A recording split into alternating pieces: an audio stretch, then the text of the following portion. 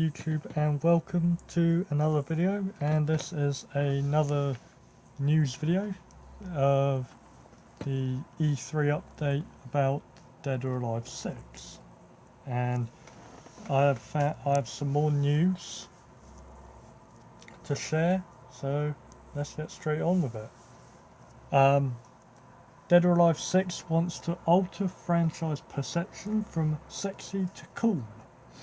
This article was by Chris Moyes, literally just yesterday. So let's take a look. Less jiggle physics and more broken jaws.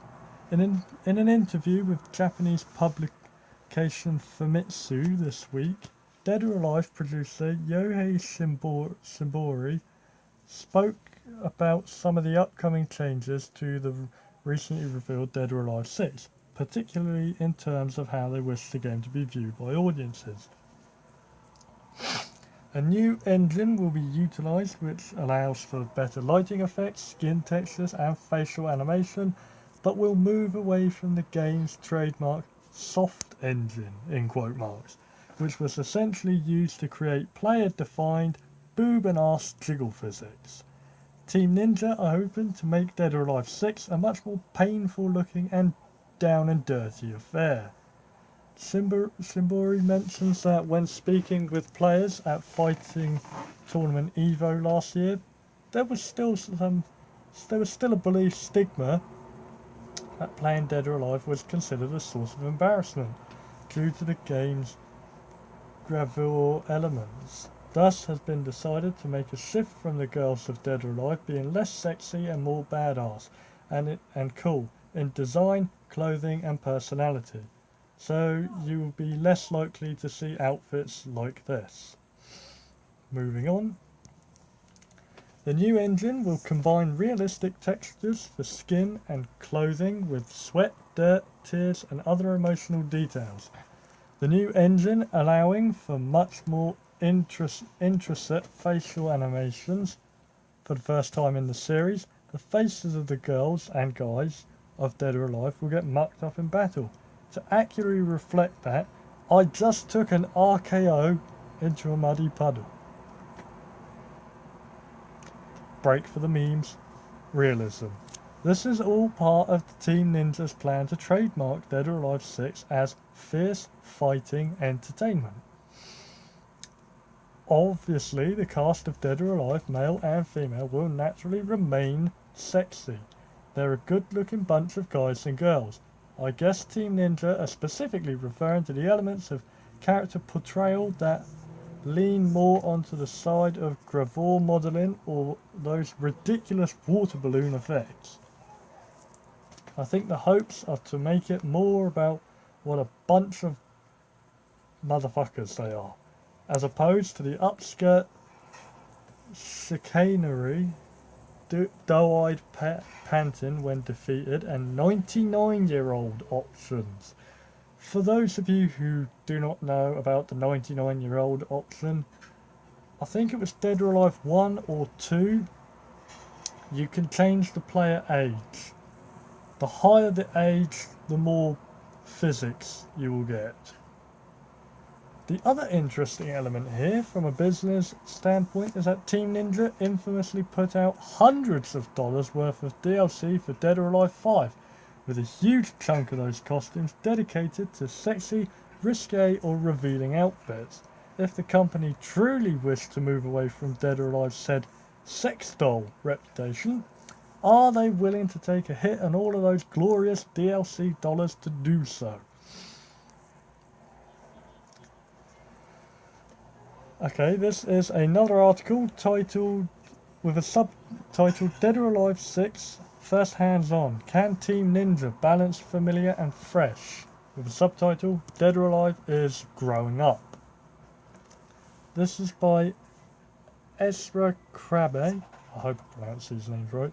When Dead or Alive 6 producer / director Yohei Shimbori handed us the controller, the first thing we did was mash the punch button. The series heroine Kasumi performed a series of familiar open-handed strikes.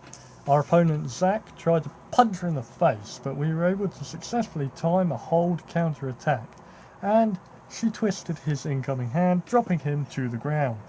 As soon as he was back on his feet, we executed a throw. Kasumi jumped on top of Zack, mercilessly stamping on his head multiple times. Barely 10 seconds had passed out, but it was good enough to confirm one thing. This was the still good old Dead or Alive that gamers had come to love since 1996. It can feel disappointing if a game you used to enjoy no longer feels familiar, so we didn't want to change the core mechanics, says Shimbori. So yes, that means Zack's low kicks are as fast as ever, and that Hayabusa's flying kicks will remain a feast to the eye. However, when we started using the new special button, R1 or RB, which is called the rescue button for beginners, Dead or Alive 6 started to feel like a different beast. In Japan, there is a game for kids where you make 2 sumo wrestlers out of folded paper or cardboard and place them on a platform, and 2 players tap the platform repeatedly with one finger until one sumo collapses in defeat, Shimbori explains. Today's games developed for smartphone devices are often played with similar simplicity. That made me want to create a fighting game playable with only one finger, and this idea became the foundation of the new special button that we just talked about. Simply mashing the special button allows a player to execute a fatal rush which performs a powerful combo attack. There's a new bar, the new gauge that fills up, so once it is full, players can perform either the break blow or the break hold. Of course, if you are too far away, special attacks won't reach your opponent, and if you do them repeatedly, your opponent might dodge and attack you from behind. So it's not an instant win button then, but these new mechanics will make it more accessible. And as you can see there, it appears there is already a new stage, which appears to be a Colosseum, which I think looks pretty darn cool. It looks pretty darn awesome. And this is True Warriors with realistic graphics. The version they got to play with just 2 stages, and we didn't get to throw our opponents off cliffs, nor did we encounter any larger than life events such as dinosaurs suddenly appearing on the screen. Instead, we got to experience a more realistic type of interaction. For example, one stage had spectators around the edge of the ring, and if our fighter bumped into one of them, they would push us back, causing our character to lose balance and stagger. It sounds more real than encountering a dinosaur, that's for sure. This gave our opponent a perfect chance to attack. It might not sound as exciting as throwing your opponent against a helicopter's propellers, but more realistic stage gimmicks have a different, subtler and more seamless impact on battle. Bear in mind, it is a new, refined approach for the arenas.